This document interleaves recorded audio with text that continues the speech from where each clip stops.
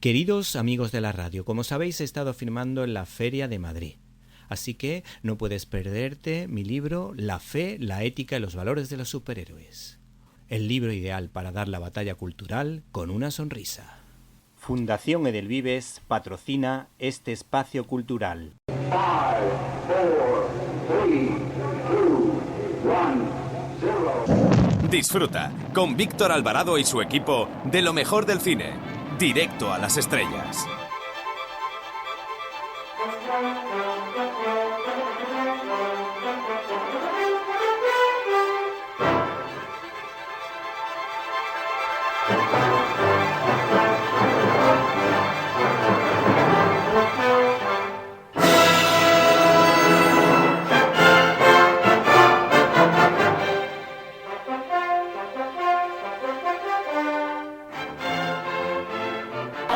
Hola, soy Paz Padilla y quiero mandar un saludo, ¿cómo diría? Como un email, directo a las estrellas. Un beso muy fuerte.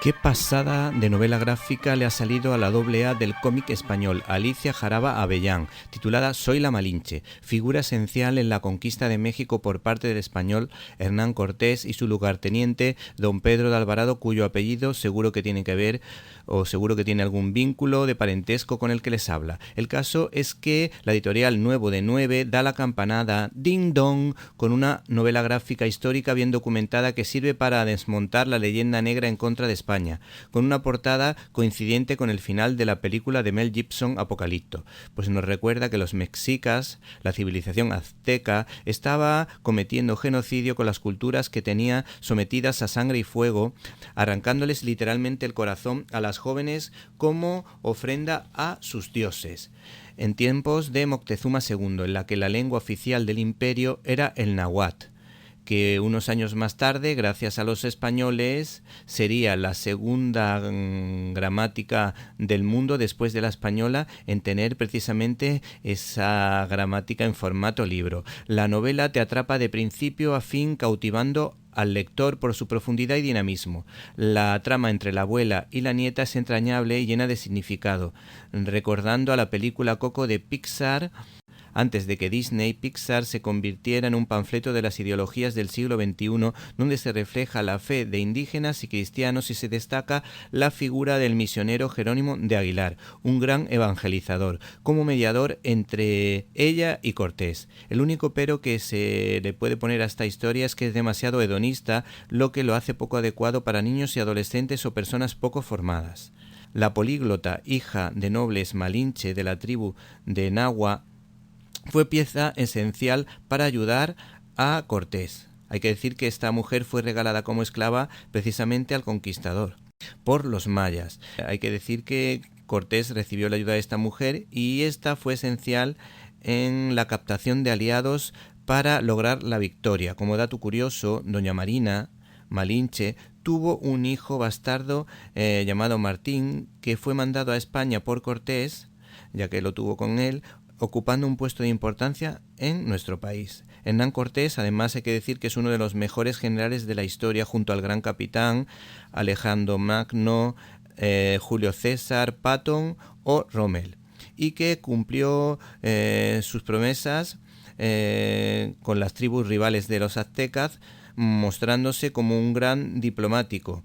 Finalmente, esta novela tiene algunas viñetas que especulan con la vida de Malinche, ya que no tenemos muchos datos de su vida anterior sobre todo, pero quizá la viñeta más bonita es una en la que su abuela se manifiesta en forma de lluvia y ella lo interpreta en clave creyente y escucha lo siguiente: Marinali, tú has venido para algo grande, no dejes que te callen como a tu madre, lo que de alguna manera suena a premonición profética de un personaje esencial en la historia de México y de España.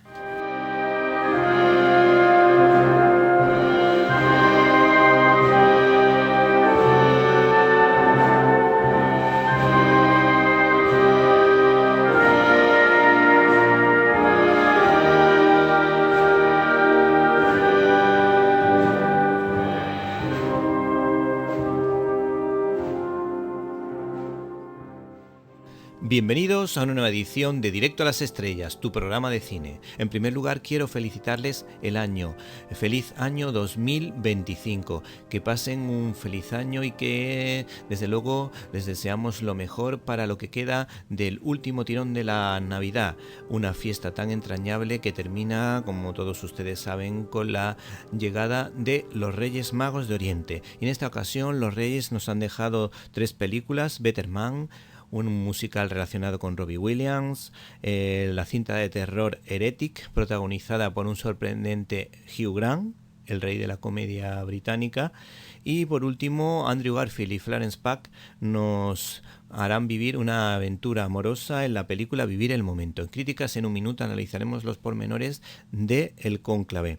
Y no pueden perderse la entrevista que tendremos con Fernando Alonso de Barahona, que nos va a hablar de Perón, del musical Evita y de la relación de algunos actores hollywoodienses con España. No se lo pierdan, comenzamos.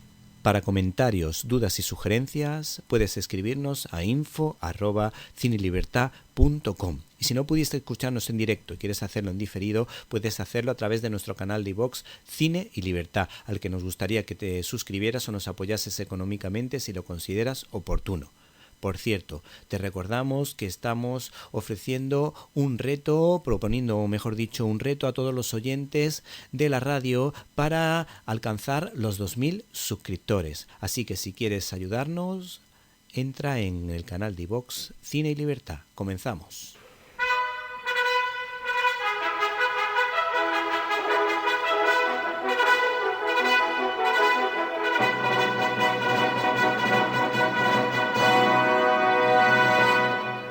La cartelera.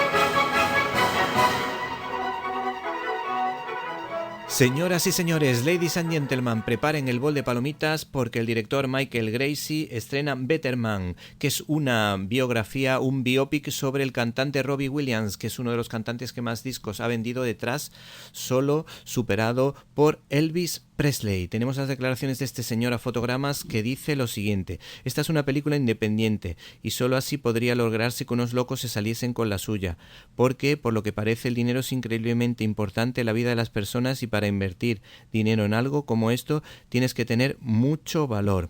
Hay que decir que el director de esta película se la ha jugado porque el protagonista de esta historia no es un actor sino un mono, ya que el actor Jono Davis se pone el traje de simio para ser el protagonista de la historia y para hacer las veces del mítico Robbie Williams. Es decir, que se trata de una historia entretenida, de un musical que parece que en estos últimos meses se ha puesto de moda, ya que se han estrenado un montón de musicales, pero con aroma al planeta de los simios. Tenemos las declaraciones de este señor, de Michael Gracey, a fotogramas que son bastante jugosas. Todos querían al director del Gran Showman dirigiendo un biopic de Robbie Williams, pero nadie quería al mono. El problema es que yo solo quería hacer la película si tenía al mono, porque para mí era eso fundamental. Era una elección creativa que hace única a esta producción. La verdad que hasta cierto punto es original. También a lo mejor creemos que Cary Grant hubiese hecho muy bien el papel porque ya tuvo que interpretar a un mono en Me siento rejuvenecer. Y por último, ¿qué más podemos decir de esta producción? Pues podemos decir que de alguna manera está dirigida por un director que ama el cine clásico y el moderno a la vez y que está enamorado de los musicales. Le encanta Cantando bajo la lluvia y Mary Poppins en cuanto a musicales más clásicos, y los musicales más atrevidos, picantes, como El Cabaret o All the Jazz.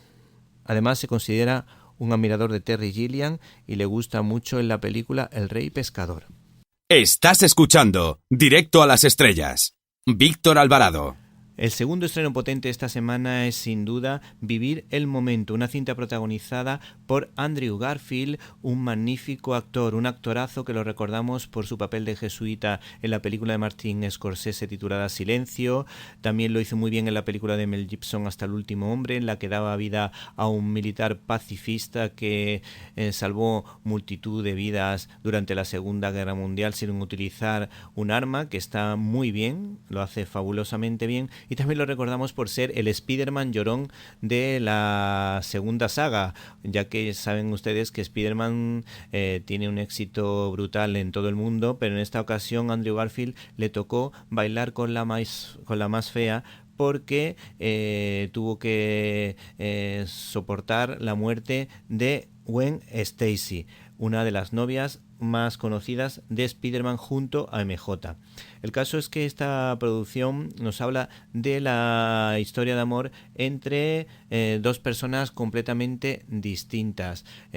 Un personaje como Almut, interpretado por Florence Pugh, y un personaje como Tobias, interpretado por Andrew Garfield. Hay que decir que a Florence Pugh la recordamos fundamentalmente por una serie que está muy bien sobre una novela de John le Carré, La chica del tambor, una auténtica joya que merece la pena prestarle atención. El director de esta película ha sido Tom Crowley, que ha disfrutado muchísimo haciendo esta producción. Tenemos las declaraciones de este señor a fotogramas que son bastante llamativas. Me siento muy cómodo trabajando en una escena que me obliga a hacer más de una cosa a la vez, pero necesitas grandes actores para poder hacerlo. Por suerte así ocurre con Andrew Garfield y Florence. Teníamos que lograr escenas muy tristes que encajasen con otras divertidas e incluso con momentos absurdos como la secuencia del parto. Buscar humor y era fundamental para también ahondar en el drama y que hubiese cierto equilibrio entre unos y otros. Hay que decir que Andrew Garfield le preguntaron sobre qué película le había gustado más, y hay que decir que se considera un gran admirador de las películas de cine clásico como Qué bello es vivir, de Frank Capra, y que también tiene otra película que le gusta mucho. Son películas que tienen desde luego que ver con la temática de esta historia hasta cierto punto, como La vida es bella. Y este señor dijo sobre La vida es bella: me destrozó del modo más alegre posible.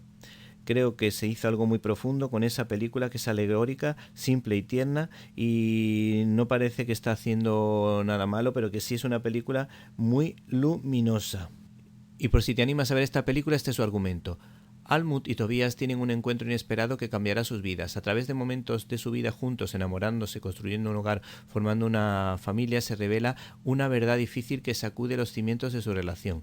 Mientras emprenden un camino desafiante, aprenden a apreciar cada momento recorrido. Hemos encontrado una crítica interesante en la página web de Cine 21, en la que se destaca la labor interpretativa, pero se le pone un pero que empieza tal que así. Pero también hay aspectos ridículos, como verles pasearse desnudos por la pantalla sin que venga a cuento, horteradas entre comillas románticas como las velas encendidas por toda la casa y colofón, la escena del parto en un área de servicio. Al menos no quita hierro a los desafíos propuestos y el tramo final se reviste de cierta grandeza. Lo importante por encima de todo es el amor, y el amor verdadero.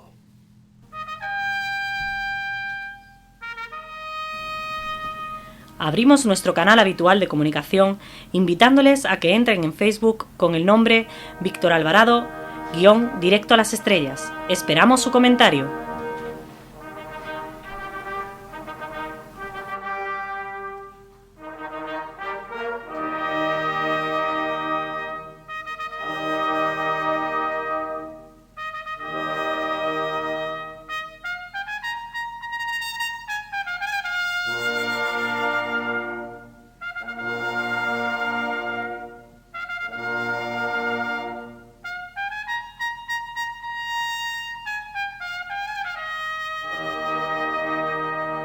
Estás escuchando Directo a las Estrellas.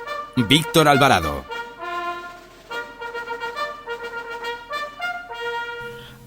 @CineLibertad es nuestra cuenta de Twitter. Para escuchar tus agudos comentarios te esperamos en @CineLibertad.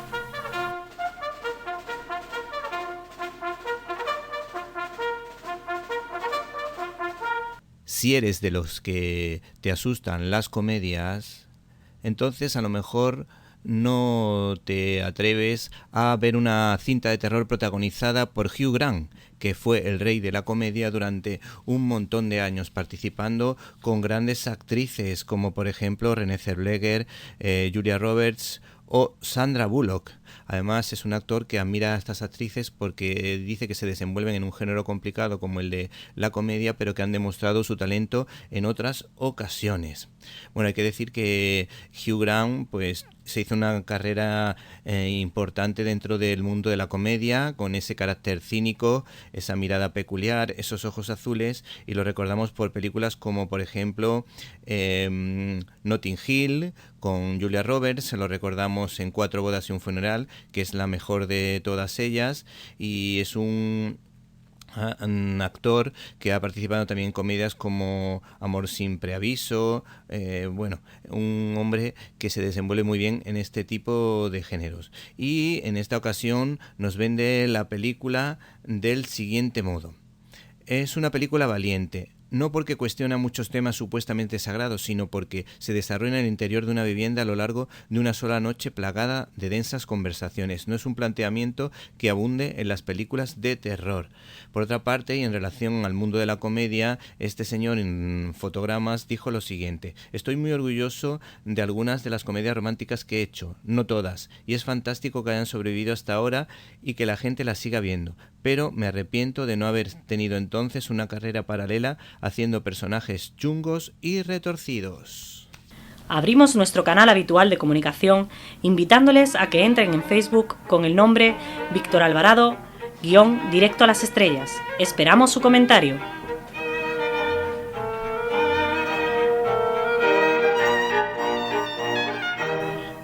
@CineLibertad es nuestra cuenta de Twitter. Para escuchar tus agudos comentarios te esperamos en @CineLibertad.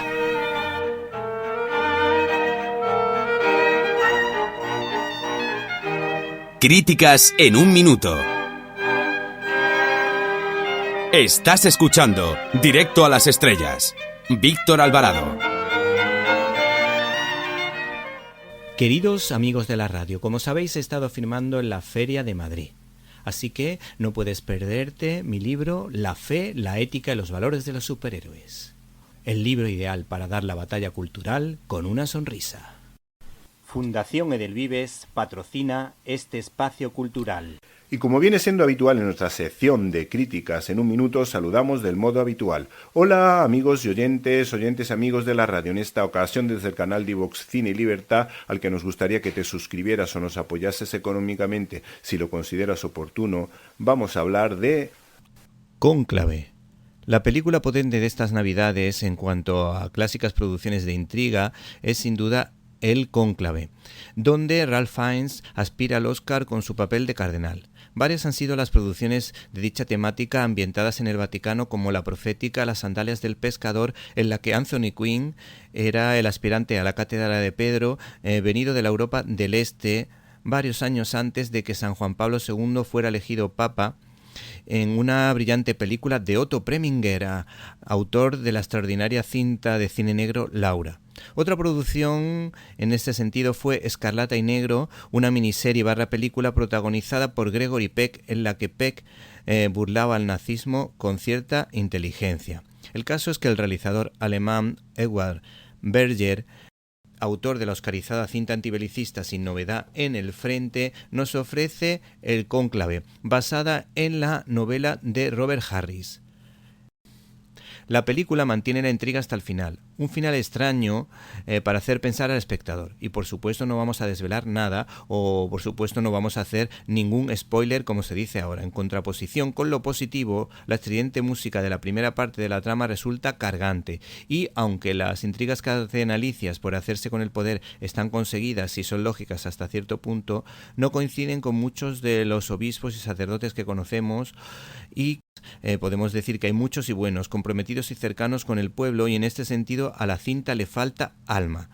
La escena que tiene que ver con la inspiración del Espíritu Santo tiene cierto toque de ingenio, y el papel de Ralph Fiennes tiene su encanto, teniendo que ser un poco pillo pero buscando el camino correcto por su ética a la hora de tomar decisiones que ayudan al pueblo a encontrar a un buen pastor de corazón sincero y alma limpia. Hola, me llamo Íñigo Montoya. Tú mataste a mi padre. Prepárate a morir. Estás escuchando el Directo a las Estrellas con Víctor Alvarado. Queridos amigos de la radio, como sabéis he estado firmando en la Feria de Madrid. Así que no puedes perderte mi libro La fe, la ética y los valores de los superhéroes. El libro ideal para dar la batalla cultural con una sonrisa. Fundación Edelvives patrocina este espacio cultural. Fundación Edelvives patrocina este espacio cultural. Estás escuchando Directo a las Estrellas. Víctor Alvarado. Nuestro invitado esta semana se sabe de memoria todas las canciones del musical Evita, cruzando el Atlántico para acercarnos la figura más influyente de Argentina, la más influyente y más social, porque es el autor de Perón, una biografía argentina, DSND Editores. Buenas tardes. Buenas tardes. Mi padre era un hombre de una cultura extraordinaria y cuando le preguntaba por la ideología política de Juan Domingo Perón, que si era de izquierda, que si era de derecha, él siempre me respondía, ni de izquierda ni de derecha, Perón era Perón. ¿Por qué te has acercado a esa figura, a ese personaje y a esa persona tan interesante dentro de Hispanoamérica? Bien, sin duda es una de las personalidades más originales y fascinantes, como he dicho, de toda la historia argentina y yo diría que de toda la América hispana. El origen del libro fue uno que publiqué yo allá por el año 2001 en la editorial Criterio, que se llamaba Perón o el espíritu del pueblo, que fue un encargo del editor Carmelo López Arias, sí. Porque entonces a mí, aunque me interesaba el personaje, pero fue la obligación, el placer de empezar a investigar por ese encargo, es decir, no fue una idea original mía, pero me interesó muchísimo el personaje. De tal modo que cuando años después, pues 20 años después, he tenido la oportunidad no ya de volver a editar el libro, porque el libro tiene un 40% más, es decir, se ha ampliado considerablemente, sí. Aunque Perón ya es una figura ya terminada con su fallecimiento, pero hay un capítulo de la época posterior, del peronismo, de la evolución, de la Argentina que llega hasta el momento contemporáneo. Y luego, pues desde el año 2001 que yo lo escribí hasta este 2023, el libro es de 2024, de este año salió en febrero, pero yo lo terminé en octubre o noviembre del 23, justo ahora hace un año, pues he aprendido, sabido, hablado muchas cosas más, de tal manera que este Perón, una biografía argentina de SND Editores, es el libro anterior, corregido, pero con un 35-40% de páginas adicionales. Y efectivamente, como ha dicho, hay una anécdota auténtica de Perón, porque está en una entrevista oficial que le hicieron varios periodistas, cuando le preguntan cómo se divide políticamente Argentina, pues él dice, bueno, pues hay un tercio de conservadores, un tercio de radicales y un tercio de socialistas. Dice, ¿y peronistas? Quizá no, peronistas somos todos. Y eso es realmente lo que me acaba de decir la introducción. Perón, que entronca bastante con la ideología de Falange, de José Antonio, en uno de los libros anteriores en esta editorial era Falange, Historia, Cine y Cultura, sí. Pues yo en el libro comento, y eso es una cosa que no estaba en la anterior porque lo he descubierto recientemente, como en el tiempo que estuvo en España, pues en una de las cartas que tuvo con Rafael García Serrano, al que admiraba y conocía, pues de su puño y letra le señala que la ideología del peronismo a lo que más se parece dentro de España es al nacionalsindicalismo. Por eso es ese ni de izquierda ni de derecha, que está bien, desde luego, porque es una idea revolucionaria, pero que también tiene el problema de lo que luego ha sido el peronismo y los movimientos transversales, que reúne en su torno, al lado de él, a su alrededor, a gentes muy diferentes, a gente de izquierdas, de derechas y de todo tipo, porque es mucho más difícil, lógicamente, mantener el equilibrio cuando tienes un movimiento transversal que quiere superar las ideas tradicionales. Pero realmente eso es el peronismo, por eso cuando en los años 60 y 70 se manifestaban los seguidores de Perón, ponían ni yanquis ni rusos, peronistas argentinos. Ese nacionalismo argentino fuera de los dos bloques, la tercera vía, la tercera posibilidad para superar el capitalismo y el comunismo. Sí, en este profundo análisis observa ese paralelismo del que estás comentando, de lo que puede entenderse como la derecha social, pues las políticas sociales de Perón son bastante equiparables, como tú has dicho, a la Falange, y también me ha parecido leer a las políticas del general de Gaulle, y yo creo que esta idea que tú has reflejado de alguna manera, mi padre indirectamente lo desmenuzaba, porque yo participé en el musical de Evita y entonces pues le preguntaba cosas porque como le gusta mucho la historia, y esa idea, ese paralelismo entre las políticas de Perón y las políticas sociales de, por ejemplo, Girón de Velasco, que fue uno de los que dio, me parece, la paga extra, las 2 pagas extras de verano y la de invierno, pues él observaba unos paralelismos bastante grandes. Claro, cuando Eva Perón visita España, enviada por el general Perón, porque no olvidemos que la relación con España es muy importante, no solamente en 1947, cuando Perón rompe el bloqueo que le habían impuesto a España, pues la ONU y numerosos países, todos en realidad, salvo los países árabes, pues Argentina, que entonces todavía es una potencia, ya Perón lleva unos años en el gobierno, pero Perón quiere tener una política particular, independizada por completo de Estados Unidos. Él además ha tenido enfrentamientos considerables con el embajador de Estados Unidos que apoyó al candidato contrario. Pues entonces decide, pues decir, tanto por los lazos familiares, históricos que tengo por España, como para fastidiar en lo posible a los políticas de los bloques, pues voy a ayudar a España con el trigo, con la carne y con una ayuda realmente extraordinaria. Cuando estuvo en España, una de las personalidades que le acompaña a Evita es precisamente José Antonio Girón de Velasco, ministro de Trabajo, falangista, y que es el autor de toda la obra social del régimen de Franco. Realmente la evolución de Perón también es importante y esa política social es trascendental. Por eso además deja ese buen recuerdo, porque Perón se basa, el peronismo, que es mucho más conocido por el nombre de su fundador, porque luego hay una doctrina que es el justicialismo, sí. Pero realmente hoy en día lo que pervive es el peronismo más que lo que es el justicialismo, sí. Pero se basa en la idea de la patria como comunidad organizada, una nación independiente, un nacionalismo importante, y la idea de esa revolución social que es la que va a evitar pues, las revoluciones socialistas y comunistas.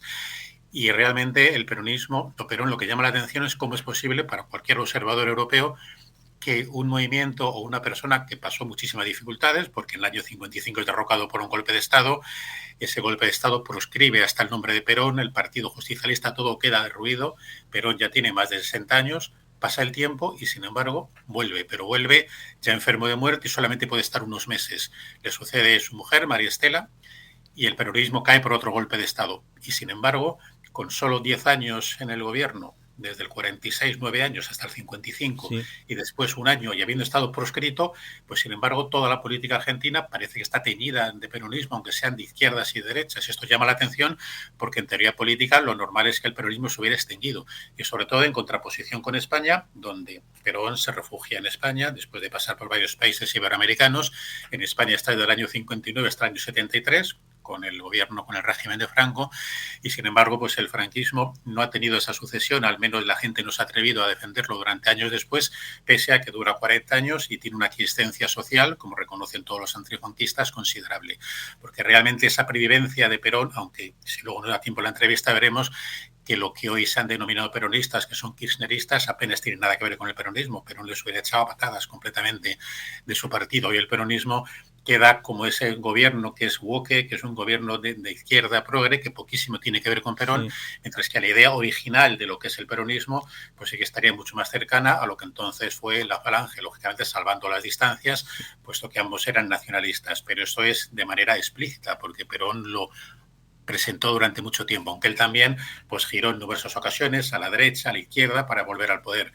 A él le ofrecieron, por ejemplo, como se convirtió, él que había sido admirador de Mussolini, que era simpatizante, por así decir, del eje cuando Argentina estaba en aquellos años 40, sí. Pues después de su gobierno pasa a ser el gran líder de los países no alineados. Por eso concita la admiración de Fidel Castro, de todos los países que se oponen a Estados Unidos.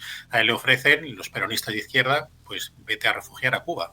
Pero claro, Perón, que sabe de dónde viene, que ya tiene sus años de experiencia y que lógicamente nunca ha sido de izquierdas, pues decide que no. Después de pasar en Uruguay, en Paraguay, en Nicaragua, en Venezuela, poquitos meses, pues al final se refugia en España. Y en España aprenderá además ese movimiento nacional, ese ir más allá de lo que es un partido político, es lo que él trata de resucitar cuando vuelve el Lord de Gloria en el año 73, cuando gana las elecciones por un 65%, es decir, una mayoría superada bastante. Sí. barbaridad. Pues él a ella dice, he aprendido que en la época de los años 50, que era mucho más combativo, él decía, para un peronista no hay nada mejor que otro peronista. Y él dice, ya en sus últimos meses, ahora lo he corregido y es para un argentino no hay nada mejor que otro argentino.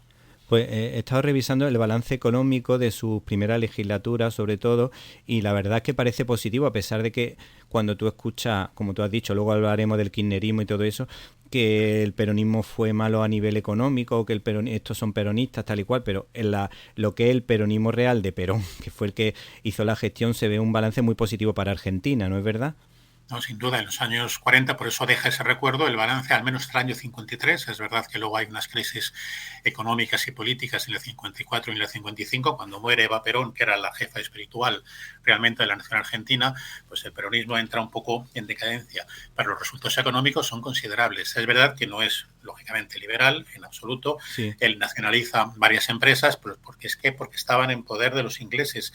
Por eso ese nacionalismo con el cual él gana las elecciones en el año 46, porque también él siempre gana las elecciones, aunque después su gobierno tiene algunos tintes autoritarios, pero sí, realmente Perón arrasa en 3 elecciones, en el 46, en el 52 y luego en el 73, y él siempre es derrocado por golpes de Estado, tanto él en el 55 como su mujer, María Estela Martínez de Perón, su tercera mujer, cuando le sucede en la presidencia. Entonces, este resultado económico, esta doctrina social que llega a la gente, aunque sea de una manera doctrina social. Ha dicho doctrina social. Un gasto público considerable, sí, porque efectivamente hay un gasto público importante, pero esa doctrina social queda. Y luego en el año 74, pues también, tanto él intenta aplicar unas soluciones más ortodoxas a la tremenda crisis económica del año 73 y su mujer igual. Vemos que es que, claro, en este peronismo, pues hay en su sucesión, desde Menem, que es liberal ortodoxo, pero que es peronista de la vieja guardia, hasta después esa cierta degeneración, ese cambio considerable que son los Kirchner. Es decir, es la confluencia de personas y de ideas muy distintas, que no en vano, cuando Perón vuelve en el 73 al aeropuerto de Ezeiza, pues sus partidarios se enfrentan entre los de izquierda, extrema izquierda y la derecha, se enfrentan a tiros con varios muertos. O sea, realmente es considerable. Esto es el peligro que tuvo al aliarse, como el propio Perón dijo, me voy a aliar con el diablo para volver otra vez al gobierno, porque siempre tuvo esa idea de cómo un gobierno legítimo, que había razón en las elecciones del 52, como un golpe de Estado le derriba de esa manera tan cruel, y además él se marchó para evitar una guerra civil, porque podía haber tenido medio ejército detrás de él y haber llevado a la Argentina a la guerra, pero él con gran sacrificio pues se marcha, pero cuando tiene la oportunidad de volver, vuelve, aunque con ese 65%, y además con la idea de recomponer a su patria, pero ya no tuvo tiempo, porque solo le quedaban unos meses de vida. Y Fernando, el tema de la doctrina social, acabas de comentar, ¿tenía vínculos con la doctrina social de la Iglesia? Porque yo he visto aquí que defendía los derechos de los trabajadores y parece que los valores cristianos estaban presentes. Es que en la obra de teatro no estaban presentes, pero desde luego en la vida de este señor me ha parecido ver que sí. No, absolutamente. El justicialismo, como el nacionalsindicalismo, se basa en la doctrina social de la Iglesia.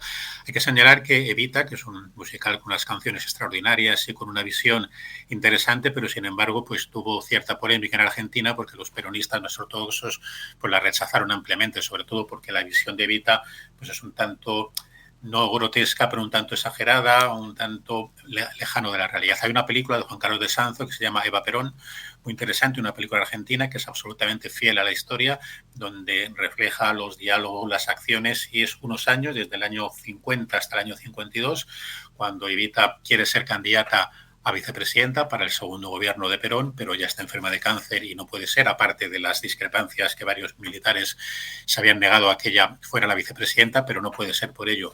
Y esa película de Eva Perón sí que muestra muy bien esa dicotomía, porque vemos en unas 2 secuencias son vitales, en una de ellas sus enemigos, pues vemos que hay de izquierdas y derechas, donde están los militares como Benjamín Menéndez, que luego se arrepintió del golpe de Estado. Ese es uno de los personajes que me tocó a mí hacer, el lado de los militares. Pues Benjamín Menéndez quiere derribarle a toda costa, y los que son más de izquierda dicen sí, pero hay que mantener, vamos a derribarle porque se ha convertido en un dictador, falso por supuesto, pero bueno, pero hay que mantener las conquistas sociales. O sea, vemos cómo entre sus enemigos están la derecha y la izquierda, pero es que entre sus amigos, entre los peronistas igual. Ahí vemos cómo hay uno, Cook, que es un personaje histórico que después se hizo comunista y se marchó a Cuba, y ahí es peronista, y él es el peronista de izquierdas. Y alguien le pregunta, ¿y cuál es la diferencia entre el peronismo, entre el fascismo y el comunismo en esa revolución peronista? Dicen, no, es que la revolución peronista quiere una revolución con todos los nombres, por eso se diferencia de las derechas y de las izquierdas, pero John Cook después cambió o fue evolucionando desde la izquierda peronista y terminó siendo comunista.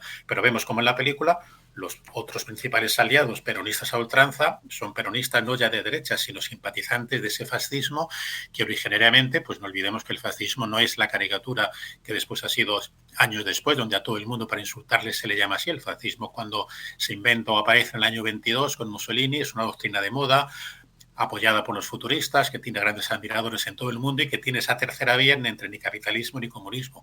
Una tercera vía que fascina indudablemente a Perón cuando está de agregado militar en Italia. Por eso esta película de Eva Perón es muy cercana a la historia y vemos esa complejidad del movimiento, tanto del peronismo como del antiperonismo.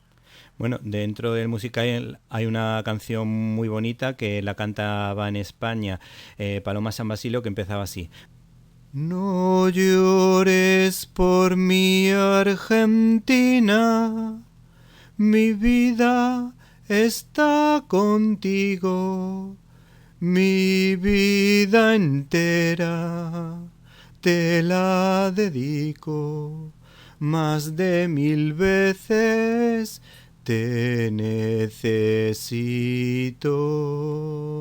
Bueno, yo quería aprovechar para hablar de la figura de Eva Perón, si era una mujer tan carismática, y por qué en el musical, también tengo la pregunta, ¿por qué Andrew Lloyd Webber incluyó al Che Guevara? ¿Qué vinculación tiene el Che Guevara con toda esta historia? No, eso es un elemento simbólico porque no tiene ninguna. Vamos, posteriormente, Perón, pues el Che Guevara era antiperonista en aquel momento, pero después cuando evolucionan un poco, pues parece que dijeron, hombre, si llego a saber, el Che Guevara llegó a decir, si llego a saber lo que realmente se han convertido en los gorilas, la revolución gorila del antiperonismo, a lo mejor me equivoqué de bando y tiene que haber sido peronista. Y como después Perón hace un giro a la izquierda, pero un giro a la izquierda y a la derecha también, porque sin embargo está en España, donde sus principales contactos son los falangistas del régimen, que por aquel entonces ya no están en el gobierno, salvo muy escasa medida, porque a partir del año 57, 58 y 59 es la tecnocracia la que forma parte del núcleo y de la esencia de los gobiernos de Franco. Pero sin embargo, todos los contactos importantes que tiene Perón y todos sus defensores, cuando Perón se exilia en España, no todo el mundo quiere que venga aquí, porque le puede traer problemas. De hecho, España tiene buenas relaciones con Argentina y la presencia de alguien tan carismático como Perón, que además hace política, es para Argentina, no se mete nada en España, es complicada. Y son los falangistas del régimen los que le dicen a Franco, aparte de lo que nos ha ayudado, no le puedes dejar ahí en la estacada, tienes que traerle contigo y que hay que tener totalmente libertad de movimientos.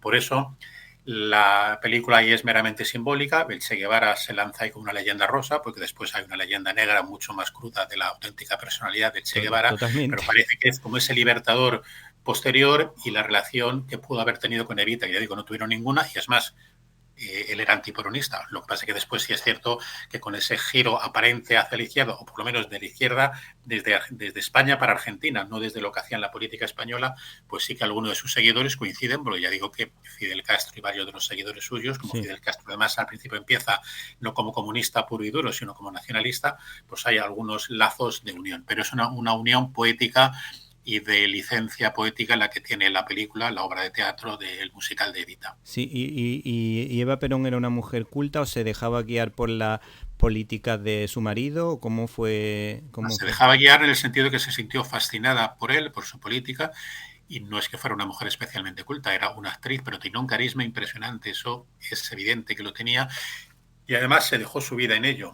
Ya llevaba unas políticas heterodoxas porque hizo una fundación donde ayudaba a muchísima gente, pero a gente real, por así decir, para un público contemporáneo, frente a los números de la macroeconomía, donde parece que van bien las cosas, pero la gente en la vida diaria a lo mejor no lo tiene. Ella se dedicaba a ayudar a las personas, horas y horas, dejándose literalmente a la vida, porque estaba enferma y siguió hasta que casi no se tenía de pie. Hay una anécdota de Mercedes de Sosa, que no es precisamente conservadora, cuando habla de su familia y dice, es que en aquel momento pues mis padres, que no tenían medios, pidieron a la fundación pues unas gafas porque necesitaban, y a los 2 días tuvimos 2 pares de gafas. Claro, este es el tipo de cosas que sí que llega a tantísima gente que se veía reflejada. Las clases humildes, las clases trabajadoras, mientras que eran los ricos, los elitistas, los pro-británicos, los que llegaron a pintar Viva el cáncer, que también sale en la película de Eva Perón, de Juan Carlos de Sanzo, y vemos también en esa película cómo los ricos, los señoritos, pues están deseosos de acabar con Perón, mientras que son sus criadas, la gente del pueblo, la que está oyendo los discursos del general. ella se implica en la política totalmente, de una manera heroica, de una manera que hoy nos sorprendería porque está fuera de época, no se entendería en el momento actual, pero es fascinante, ya están sus discursos, en la película esta que digo de Eva Perón, pero los discursos originales, ella era la jefa espiritual y Perón siempre le dejó hacer. Lo que pasa es que ella súper peronista a ultranza, porque era dar la vida por Perón, decían algunos de los discursos. Sí. Es tremendo la lealtad, el sacrificio y también la visión política de ella, porque le llegó a decir, cuídate cuando yo falte, cuando yo estaba enferma de muerte, de cáncer, porque solo los descamisados, solo los pobres te serán fieles. Sí. La mayor parte de la gente que está contigo te va a traicionar, como realmente así fue. El libro está cargado de anécdotas. He visto una que me ha parecido muy simpática cuando hubo un encuentro entre judíos y cristianos. Entonces él lo presentó de tal manera que me resultó muy llamativo, porque presentaba a los judíos como el Antiguo Testamento y a los cristianos como el Nuevo Testamento. Y luego también hay otra anécdota relacionada con Ava Gardner que me gustaría que nos contase, si te parece bien. Sí, porque además eso ha dado lugar incluso a una miniserie televisiva que tenía algunas incoherencias históricas que yo en uno de los programas que hice para el Toro Televisión de Tiempos Modernos, pues hablaba de lo que realmente ha sido la historia real. Fue simplemente antes de estar en Puerta de Hierro, cuando estaba en la avenida Doctor Arce, pues eran allí compañeros, vecinos, porque en una de las partes, en una de las casas, de los apartamentos, estaba Perón con su mujer, con María Estela, su tercera mujer, porque Evita fue la segunda. Antes se había tenido otra, Aurelia Tizón, que también murió con 33 años, cuando era desconocido, y murió con menos de 30 años Aurelia Tizón. Y Ava Gardner pues hacía grandes fiestas, estaba en España y montaba algunas juergas considerables. Ava Gardner, pues curiosamente, otra de las contradicciones de la época, pues se tuvo que marchar de Estados Unidos, lo que causaba mucho escándalo en su vida, y se va a España, donde aparentemente se supone que había otro tipo de represión, pero sin embargo la vida social, ella tuvo libertad para ella totalmente, y hay muchísimas anécdotas de la vida nocturna, de borracheras, de juergas, de broncas que armaba.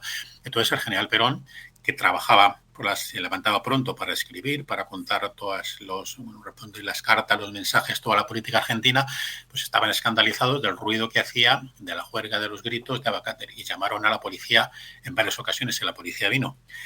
Le llamó la atención en algunas ocasiones, pero se dio cuenta de que tenía como una cierta protección, como que la trataban con guante blanco a Ava Gardner. Luego, además, cosas de la historia, cuando llaman a un notario para que levante acta de lo que está sucediendo, el notario era Blas Piñar, que sí, por aquel entonces había sido presidente del Instituto de Cultura Hispánica y que tenía una muy buena relación con Perón. También la tuvo con algunos de los presidentes argentinos, como Arturo Frondizi, pero Perón era bastante amigo de Blas Piñar, y Blas Piñar incluso fue el que levantó también la acta notarial de la boda civil, cuando se casa en España antes de venir, como requisito para que también le dieran aquí la residencia y no crear un escándalo, porque no se había casado con su tercera mujer, también mucho más joven que él.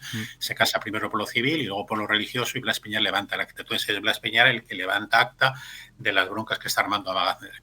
Y ahí pues se insultaban. Después ambos lo han recordado con cierto agrado, porque yo supongo que Perón sabría quién era la estrella de cine, aunque a lo mejor al principio pues decía que hay alguien que está armando unos escándalos considerables. Y eso fue, Madrid era una fiesta, fue esa miniserie de 3 o 4 episodios que se puso en Movistar, con algunos aspectos quizás un tanto exagerados, pero que sí que responde a esa realidad y a esa anécdota de ese político ya veterano, pero que está dedicado en cuerpo y alma a intentar volver a Argentina como sea.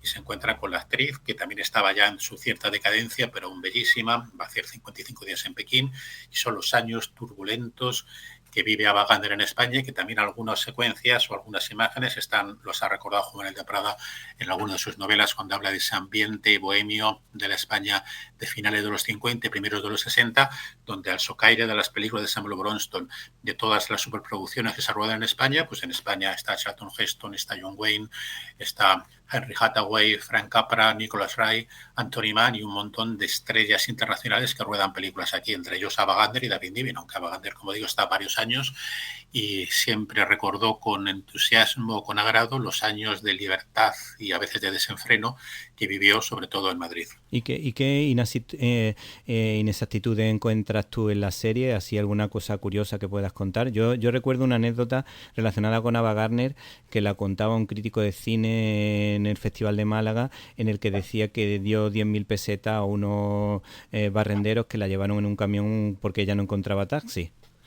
Sí, hay algunas anécdotas de esta, no, más que inexactitud histórica, lo que es una visión de la época que no se corresponde exactamente con la realidad. Es como si los guionistas, pues no reconociendo que la España, como cualquier país, pues es complejo, los regímenes son complejos y uno puede tener pues una actitud donde la política tiene algunas limitaciones, pero a lo mejor la vida social pues es muy rica, donde la gente no se le molesta si no se mete en política, pues a mí parece que es como una ciudad que es que como que Abagander era una absoluta excepción y sabemos que no es así, porque hay muchísimas otros momentos con fantasías y con historias que se ruedan allí, que se viven allí y que la gente vivía normalmente, si no se metía directamente en política, que era una minoría, porque estamos ya finales de los 50, primeros de los 60, cuando España ya va a pegar el gran tirón económico. Entonces ahí parece como que es algo, pues no sé, tremendo. Hay una señora ahí de la sección femenina que además siempre pone que se recuerde que es de la sección femenina, que es una fanática, que está ahí medio loca, siempre con una pintura muy irreal, demasiado exagerada y que eso le quita un poco de realismo. Cuando el general Perón, pues aquí vive el expresidente Perón, ya no solamente genial, pues vive y hace lo que quiere y se entrevista con todo el mundo, donde además recibe visitas de gente de extrema izquierda incluso, aunque aquí sus contactos son sobre todo con gente falangista, pero aquí vienen a verle gente que después estará los montoneros, amigos del Che Guevara, castristas que van aquí a verle para pedirle consejo y se mueve con total libertad. Lo único que él prometió es no entrar en la política española y efectivamente lo hace, por eso Franco no le recibe, que eso solamente se conoce en persona en el 73, cuando ya Cámpora ha ganado las elecciones porque Perón no lo dejaban presentarse, pero Cámpora solo durará 2 meses porque Perón le pide que dimita, pues Cámpora, que es de la izquierda peronista, por cierto, pues viene a España para recibir a Perón y que ya vuelva a Argentina. Entonces ahí están los tres. Y además se da otra anécdota muy curiosa porque Cámpora, que aunque era de izquierdas, pero era muy fiel a Perón, pues le dice a López Rodó, que era el ministro de Asuntos Exteriores, que le diga a Franco, es que quiero que el general Perón esté siempre conmigo, porque es como diciéndole es el que auténticamente manda. Y Franco parece que le dijo, bueno, haga lo que quiera, pero en el coche solo caemos 2. Después, en el nodo, pues sí, en el coche solo iban 2, pero después hay una cena y hay más gente y están en numerosos actos y están los 3. Y es la despedida de España y el recogimiento de que Cámpora ya se lleva a Perón a Argentina y se le lleva donde le exige dimitir y se presentará a las elecciones donde arrasará. Por lo tanto, esa realidad compleja en la que a veces por ser demasiado estereotipado o por querer ser hipercrítico, pues se va ahí de las historias y se va de la película. También a veces pues, Perón aparece ahí en la película como alguien que está un poco pasado de moda, que la otra que no comprende la vida bohemia que está llevando a Wagner, y eso tampoco es así. Perón le faltaba toda una trayectoria vital en su vida porque volvería a ser presidente, y a Wagner pues aunque era una personalidad arrolladora, pues también lo que hacía era porque le dejaban hacerlo. Claro. También en otro momento se dice que si está por aquí Charlton Heston, no ha venido, no, Charlton Heston todavía no estaba en ese momento, porque Charlton Heston había estado durante el CID y después durante 55 días en Pekín, donde además él se llevó más bien mal, aunque luego fueron amigos y volvieron a coincidir en Terremoto, pero es verdad que Charlton Heston, que es el arquetipo del profesional, de la persona que siempre llega a tiempo, pues claro, le sacaba un poco de quicio y en sus diarios, hechos en el momento, dice, claro, yo no comprendo, hemos tenido que retrasar el rodaje porque Wagner ha llegado 2 horas tarde, esto es inexplicable, es una vergüenza que estemos aquí todo el equipo y un montón de gente, trabajadores y actores parados durante 3 horas porque a la estrella se le ocurrió llegar 4 horas tarde porque no estaba en condiciones. Y eso lo recoge en sus diarios y es muy interesante y muy curioso. Por último, más bien esto ya está relacionado con la actualidad. No sé si tú de alguna manera nos puedes explicar cuál crees que ha sido el éxito de Javier Milei con respecto al kirchnerismo, qué encuentras de positivo en la llegada de Milei a Argentina y qué es lo que ha dejado, qué rastro ha dejado el kirchnerismo aquí en Argentina, allí en Argentina.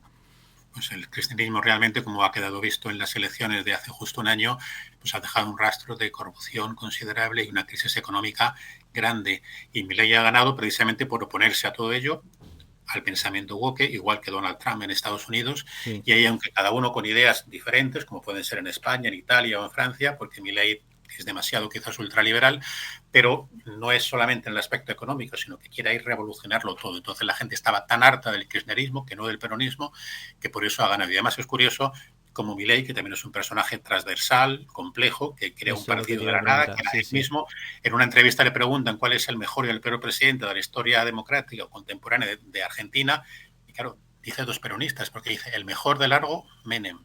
que como digo era peronista de la vieja guardia, peronista de los primeros momentos, más joven lógicamente, sí. Y el peor, pues Alberto Fernández, que realmente quien mandaba era Cristina Kirchner. Sabemos también cómo cuando al que se opone radicalmente al kirchnerismo, cuando le preguntan mejor y peor, pues claro, tiene que recurrir a esa contradicción eterna de Argentina. Pues Menem, que era peronista, el mejor, y además añaden de largo, eso lo pueden encontrar los oyentes en YouTube, y el peor con diferencia también, pues Alberto Fernández. Curiosamente, los dos peronistas, aunque uno de ellos, al menos Menem, sí que era de los originales, mientras que sobre todo Cristina, porque Néstor Kirchner sí que fue cuando Perón en el año 74 expulsa a los montoneros de la Plaza de Mayo, que se marcha toda la extrema izquierda porque les echa violentamente de allí Perón. Néstor Kirchner fue de los que se quedó con Perón, pero ya Cristina ha degenerado pues en algo parecido, lo que sería, pues no sé, Pedro Sánchez, Yolanda Díaz, que no tiene nada que ver con la idea original. O sea, parece mentira que estas personas con sus ideas pues digan, intenten llamar peronismo a esto, cuando Perón donde estuvo fue en España 13 años, protegido y con plena libertad para actuar. Pero yo digo que el hecho de que se llamen tanto kirchneristas es porque ellos mismos se dan cuenta de que es una contradicción el llamar peronismo. Lo llaman porque el nombre sigue teniendo poder de atracción, por eso el peronismo puede resucitar en cualquier momento, porque el nombre de Perón continúa siendo un foco de atracción en Argentina. Pero ellos ya se llaman kirchnerismo o de otra manera porque realmente muy poco o nada tienen que ver con ese peronismo original que todavía está dormido y que, como digo, pues puede volver a resucitar. Y por último, dos curiosidades muy rápidas. Una es que siempre se escucha que Argentina protegió a algunos líderes del partido nazi cuando terminó la Segunda Guerra Mundial, y también cuando te refieres a Estela Perón, es que no sé si en algunos sitios me ha parecido ver como Isabelita Perón y que vivía en España. No sé si eso sí, no. Vive en España. Rápidamente, en lo primero hay un capítulo del libro donde se habla de este libro de Iruki Goñi sobre los nazis y Perón, donde está casi todo inventado, de unos tesoros que nadie ha conocido nunca, unos tesoros ficticios que parece que va Perón cuando fue a Europa, fue allá a Suiza para intentar rescatarlos, y eso son todo leyendas urbanas. Hay algún alemán que lo mismo que fueron protegidos no solamente en España, sino que algunos se fueron a Estados Unidos, de los que no tenían crímenes de guerra, pues claro que hubo alemanes que luego se integraron en la OTAN y siguieron en Alemania dentro de los que habían sido militares o personas sin grandes responsabilidades, pero no hay ninguna relación comprobada y es una leyenda urbana el oro nazi, los tesoros ocultos y todo aquello. Sí, sí. En cuanto a María Estela, es que Isabelita era el nombre que tenía cuando era bailarina, porque también, igual que Eva había sido actriz y cantante y periodista de radio, pues Isabel Perón era una bailarina que conoció a Perón cuando estaba en el exilio, pues actuando allí en otros países donde estaba. Entonces siempre se le llamó familiarmente, parece que Isabelita era el nombre familiar, pero el nombre verdadero era María Estela, de tal manera que cuando es presidente, que es la primera presidente de Hispanoamérica en la historia, la primera que llega en el año 74, pues es María Estela Martínez de Perón, y que vive en España porque tiene 93 años, pero vive todavía, vive tranquilamente después de muchas vicisitudes, porque ha estado procesada, perseguida, entre otros, por el juez Garzón y por algunos de los argentinos que llegaron al poder cuando cayó el peronismo original. Ella, por así decir, pues representa ese peronismo más ortodoxo, porque al fin y al cabo era el de su marido, donde ella además no era solamente esa bailarina, como algunos lo han intentado disminuir. Precisamente el autor del prólogo del libro, Ignacio Clopet, que ha hecho un prólogo precioso a este libro, un periodista, historiador de prestigio, pues su mujer ha escrito también sobre Isabel, sobre María Estela Martínez de Perón, y nos recuerda, y yo en el libro puedo recogerlo, como ella es la número 2, la enviada de Perón en el 64 a Argentina para ver qué es lo que está pasando allí, porque la gente ya, los peronistas creen que Perón no va a volver nunca, intentan buscar a otro líder, y ella, pues es verdad que a lo mejor no hubiera sido la primera elección, pero cuando la ponen de candidata a vicepresidenta, sabiendo que probablemente Perón no iba a terminar el mandato, ella ya llevaba bastantes años pues fajándose y peleando con todos los peronistas, y ella durante algunos años sigue siendo un referente, pero después cuando todo estalla y ella es perseguida, pues todo eso se pierde. Y ahora son algunos peronistas más ortodoxos los que recuerdan que todavía vive, que tiene 93 años, que vive tranquilamente en España, porque en España hizo muy buenas migas con mucha gente española y está muy agradecida al habérsela acogido aquí, no solamente en la época de Perón, sino después cuando tiene que exiliarse, por así decir, otra vez de Argentina y vuelve a estar aquí recogida y aquí viviendo tranquilamente sus últimos momentos, sus últimos años de vida. Bueno, Fernando Alonso Barahona, nos ha encantado tu libro Perón, una biografía argentina, de SND Editores. Muchísimas gracias. Gracias a ti. Bueno, llegó el momento de la despedida, pero antes quiero agradecer el trabajo a todo el equipo de Directo a las Estrellas. Un abrazo para Antonio, Irene, Guadalupe, Jaime, Carlos y Javier. sin los que hubiese sido imposible realizar este programa. Espero que usted, y también usted, o tal vez tú, hayas pasado un rato entretenido.